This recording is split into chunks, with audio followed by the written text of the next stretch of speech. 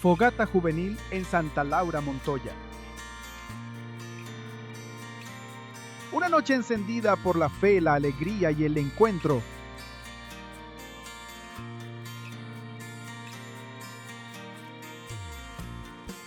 El fuego nos recordó el calor del amor de Dios que no se apaga.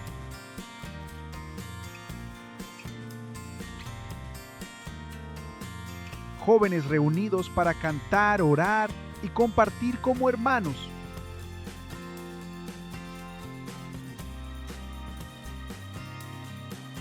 Reflexionamos, reímos, alabamos y dejamos que Jesús hablara al corazón.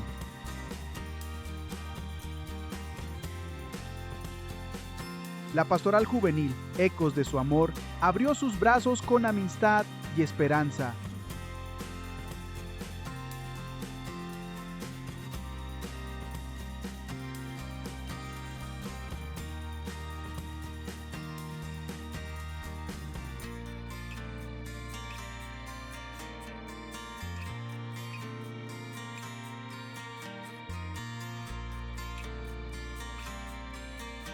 Tú también puedes ser parte.